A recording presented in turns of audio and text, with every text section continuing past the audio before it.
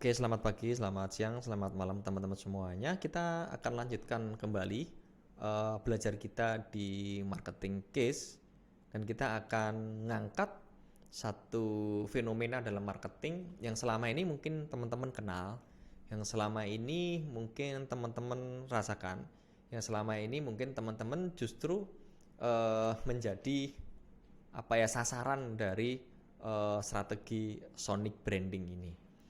Apa itu sonic branding, ya kan? Dan kenapa kita perlu kenalkan sonic branding? Karena sonic branding ini satu bagian dari strategi branding. Ingat ya, di branding itu kan banyak strateginya, ya kan? Melalui visual identity atau melalui brand identity. Ya, kalau kemarin kita bicara di branding banyak ya, dari visual identity itu misalkan di logonya, kemudian di tagline-nya, kemudian di jingle-nya, kemudian di kemasannya, dan masih banyak yang lainnya. Dan di kesempatan ini kita akan khusus membahas tentang sonic branding. Sonic branding itu ada juga yang nyebutnya dengan audio branding. Kenapa? Karena semua strategi pemasaran yang dilakukan itu kan sebetulnya yang diserang itu adalah inderanya manusia atau inderanya konsumen atau calon konsumen, ya kan? Bisa jadi mereka serang konsumen itu dari indera penglihatan, maka dia buat secara visualnya, visual brandingnya, ya kan? Iklan di baliho, di billboard, kemudian di spanduk, atau mungkin di media-media lain yang mungkin secara visual yang diserang itu adalah indera penglihatannya calon konsumennya. Harapannya setelah yang diserang adalah indera penglihatan, maka akan muncul persepsi. Karena kita bicara branding berarti kita bicara tentang persepsi. Nah, ada juga yang diserang itu adalah dari indera pendengarannya. Pendengaran berarti yang dilakukan dengan audio. Maka ada yang disebut dengan audio branding. Bagaimana kita gunakan strategi audio untuk mempengaruhi persepsi, untuk membangun awareness sampai ke engagement-nya konsumen itu seperti apa. Jadi ada yang disebut dengan sonic branding, ada juga yang disebut dengan audio branding. Nah, kenapa kita mesti gunakan strategi sonic branding? Oke, ini beberapa contoh ya teman-teman. Nanti kita simulasikan di kelas. Beberapa contoh entitas tertentu, ya kan, brand-brand yang kuat, dia gunakan sonic branding ini untuk mempengaruhi persepsinya konsumen. Kenapa demikian? Karena kalau hanya menggunakan visual, terkadang orang itu nggak begitu cepat untuk bisa mengenali sampai dia bisa menceritakan kembali, bersedia menceritakan kembali. Untuk recall-nya itu kan sangat-sangat kecil. Tapi dengan dukungan dari audio branding, dengan dukungan dengan sonic branding, yaitu akan memperkuat awareness sampai ke orang itu bersedia mengadvokasi. Contohnya Intel ya, nanti kita bahas. Ya, Intel dia kolaborasi selain secara visual, dia secara audio juga ada. Memang yang paling ideal adalah mengkolaborasikan ya strategi di visual branding itu dengan audio branding, dengan sonic branding.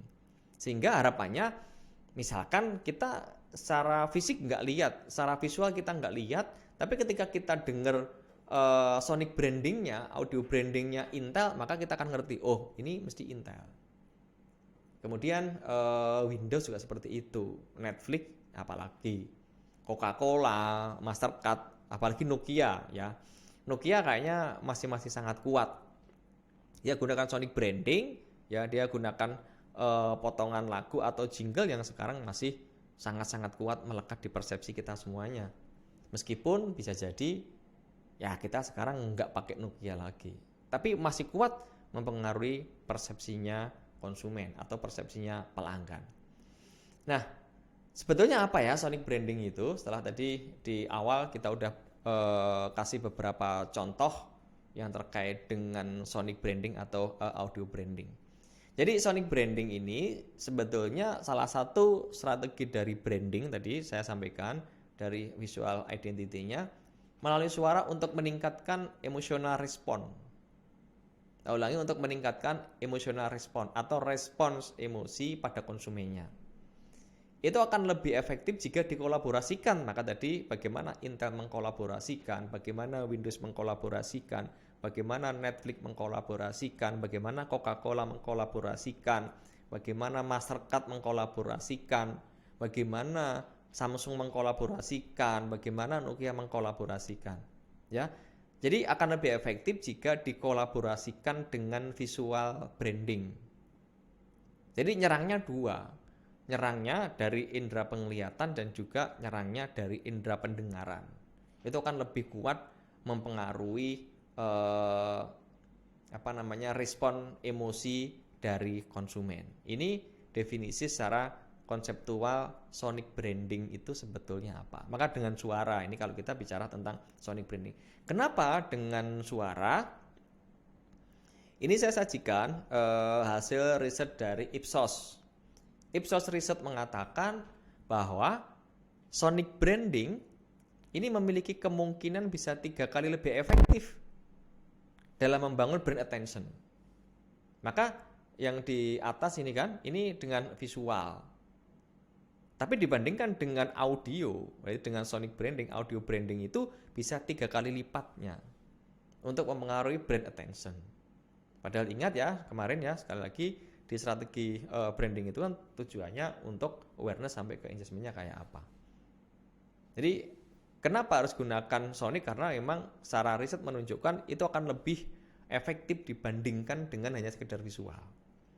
Ingat teman-teman semuanya, dulu ketika kita di sekolah dasar atau di playgroup ya, atau di TK, guru-guru kita sering memberikan materi-materi di kelasnya, sering memberikan materi-materi untuk pelajarannya itu dengan nyanyian, dengan lagu. Ya harapannya kita sebagai anak didiknya itu akan lebih cepat mengenali, lebih cepat menghafal, dan itu sulit untuk dilupakan. Dan terbukti sampai sekarang mungkin kita masih bisa menyebutkan warna-warna pelangi dengan nyanyian yang dibuat oleh guru-guru kita pada saat kita masih di pendidikan dasar. Dibandingkan hanya dengan sekedar visual.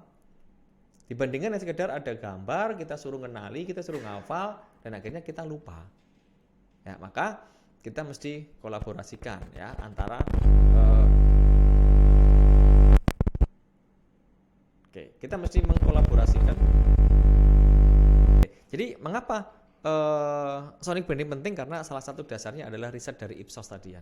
Ini bagaimana tinggal kita nanti mengimplementasikan dengan cara mengkolaborasikan antara visual dan audio. Ini satu alasan.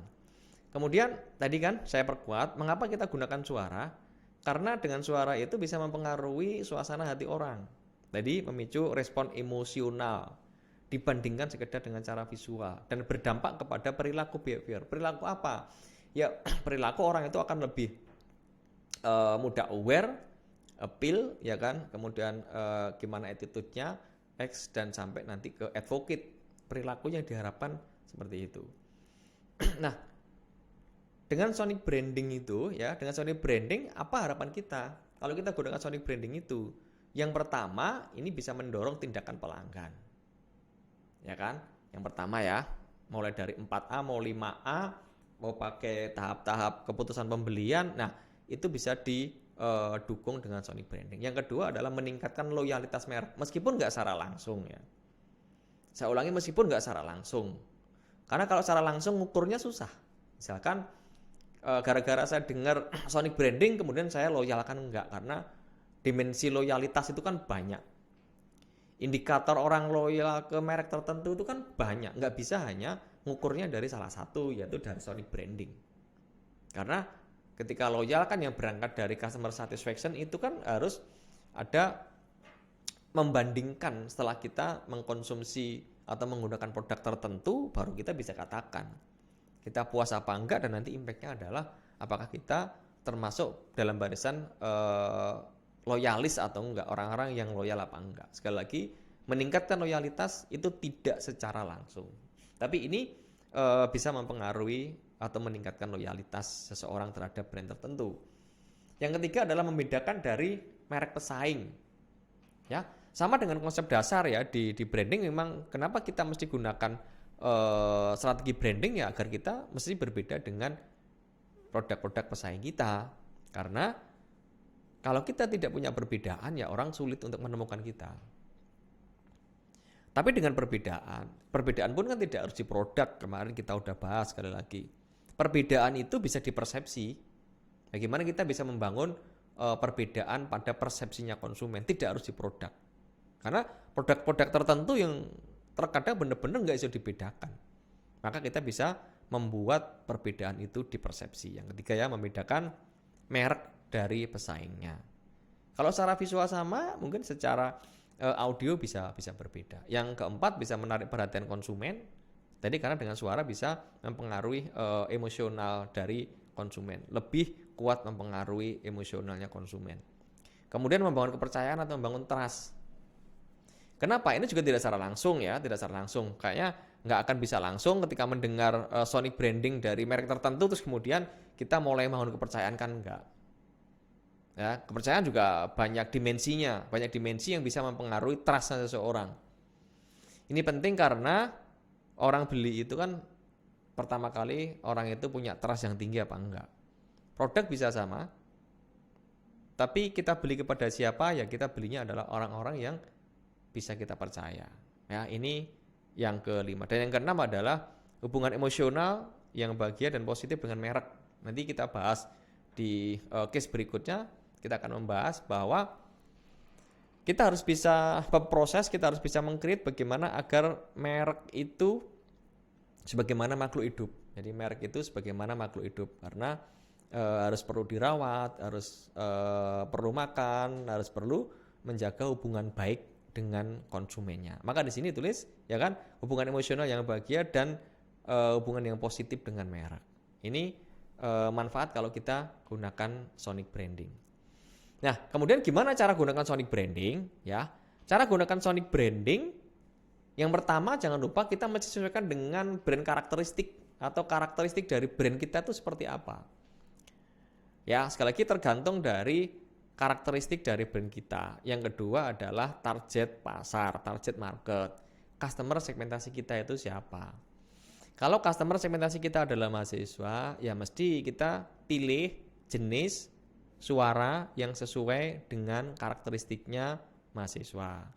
Kalau customer segmentasi kita itu adalah orang-orang yang tua, kita harus pilih yang kedua kan, berarti kita riset tentang jenis-jenis suara yang kira-kira memang ini relate dengan orang tua itu seperti apa. Kalau customer segmentasi kita itu adalah anak-anak, ya kan, kita mesti harus pilih jenis suara yang kira-kira sesuai dengan market kita itu siapa. Hingga ke produk yang akan dijual. Ya, kita bicara tentang karakteristik dari produknya. Ini yang pertama yang harus diperhatikan. Yang kedua tadi sudah nyambung, lakukan riset, kajian, dan kita pilih jenis suara yang akan kita lekatkan kepada produk kita itu apa. Yang ketiga adalah sebisa mungkin kita jangan gunakan suara yang sudah eksis, artinya kita jangan hanya sekedar niru. Misalkan kita niru punya Nokia, kita niru punya Samsung, kita niru punya LG, kita niru punya Panasonic, ya jangan. Karena tadi di awal kita sampaikan bahwa fungsinya itu adalah untuk membedakan produk kita dengan produk pesaing kita. Nah, kalau kita gunakan suara yang sudah eksis atau suara yang sudah dipakai oleh produk lain, ya terus di mana perbedaannya? Ya meskipun kita sebagai market follower, tapi kita kan harus punya perbedaan. Market follower boleh, tapi kita juga harus meng-create kira-kira perbedaan kita itu di mana. Oke ya. Dan berikutnya dari elemen sonic branding itu ada 3. Yang pertama adalah sound logo, jingle, dan kita milih orang yang tepat untuk menyampaikan sonic branding itu. Yang pertama sound logo. Ini karakteristik dari sound logo yang ini melekat pada logo itu dan biasanya relatif lebih pendek ini waktunya. Ya, tidak lebih dari 5 detik. Ya, ini bisa sound effect atau potongan musik, ya kan? Atau bahkan pembacaan tagline. Karena misalkan dari tagline, dari potongan musik itu kan akan sangat bisa mempengaruhi persepsinya orang. Nanti kita bahas kasusnya bagaimana Kopiko dengan tagline-nya gantinya ngopi dan seterusnya. Jingle misalkan. Nah, berbeda dengan sound logo, kalau jingle ini lebih panjang jingle kan. Jingle merupakan satu kesatuan aransemen musik dalam satu kesatuan yang utuh, ya kan? Nah, ini nanti harus disesuaikan kira-kira jingle yang sesuai yang seperti apa. Dan yang ketiga tadi adalah pemilihan voice over talent yang tepat. Bagaimana kita udah merancang sound logonya, kita udah merancang jinglenya, tinggal kita penentuannya adalah bagaimana kita memilih orang yang mampu mendeliver dari sound logo yang udah kita buat, dari jingle yang kita buat, agar benar-benar tujuannya itu bisa membentuk atau mempengaruhi persepsinya dari konsumen atau pelanggan terkait dengan produk atau dari entitas kita.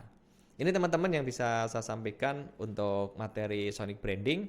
Kita akan lanjutkan kembali pada sesi berikutnya dan kita akan angkat isu yang lainnya. Demikian yang bisa saya sampaikan. Terima kasih atas perhatiannya. Mohon maaf atas segala kesalahan dan kekurangan. Saya akhiri. Assalamualaikum warahmatullahi wabarakatuh.